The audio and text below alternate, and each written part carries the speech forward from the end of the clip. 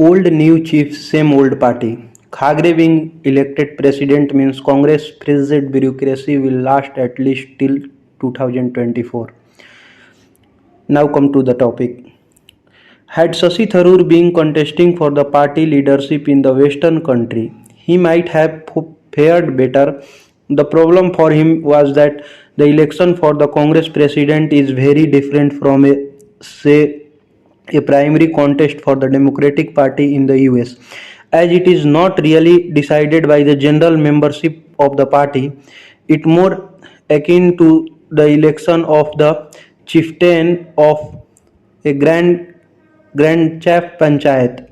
So the election result was clear by the nomination day when the leader of various influential Congress clans publicly coalesced around his rival Mallika Arjun Kharge.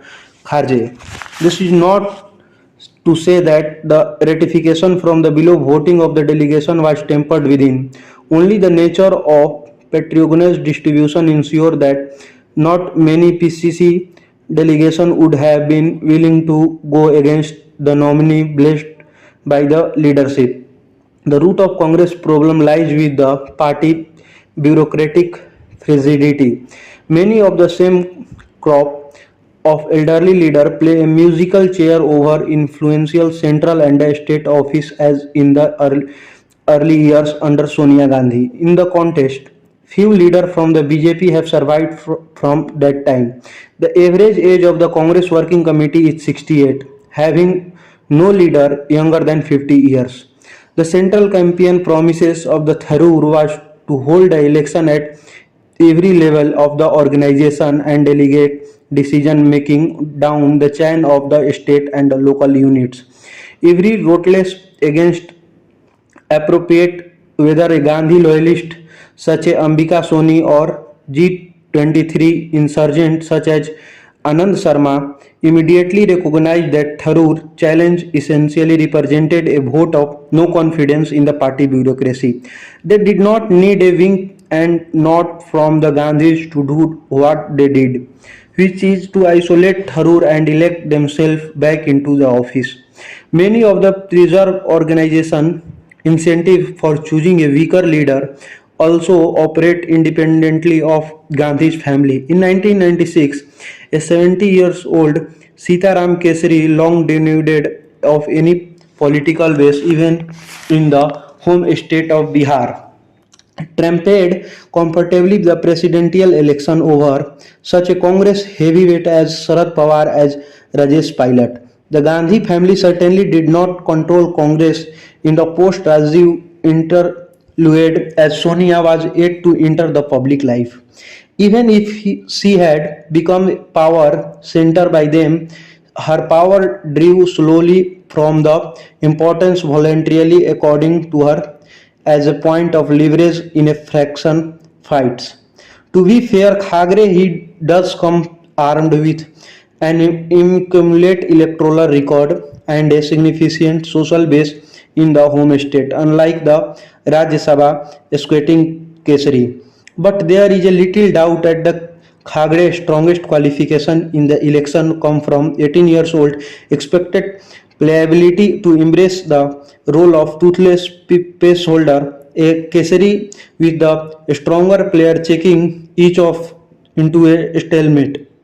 This tendency towards status affiliate not just the Congress presidency but is sought through every level of the party organization. It is essentially a crisis of a party culture and a venture of power that has failed to nurture in its half century post emergency history. Any identical framework of inner party competition without ideological churning regulating power conflicts often descend to the two bad alternative alteration warfare such as the undergining pilot Gehlot saga in Rajasthan, or low equilibrium comprises such as the evolution of the President Khagre. A descended party culture suits certain kind of old Congress leader who enhance the himself in the upper echelons of the party bureaucracy, the kind of who entered the Congress in the Indira and Rajiv eras.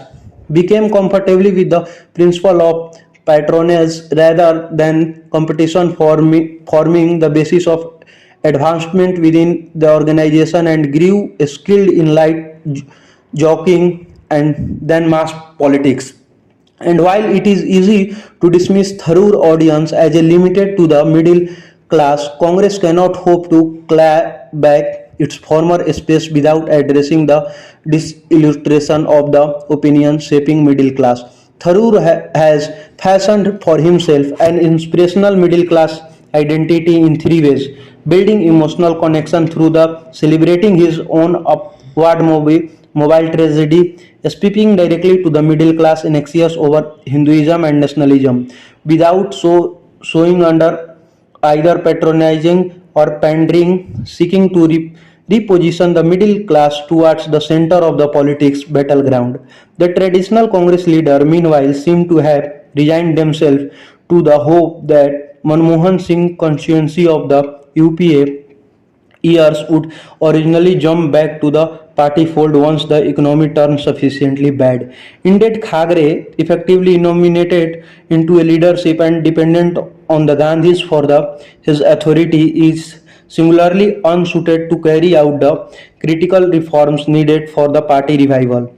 With Rahul Gandhi pledged to a relentless program of mass outreach starting from Bharat Jodo Yatra, the political memorandum behind the reform agenda outlined in the Udaipur resolution seemed to have faded away.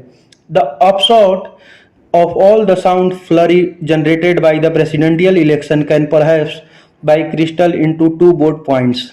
Congress has preferred the short term, imparting the maintaining party unity through the stable status quotas leadership, with the focus squarely on the next general election.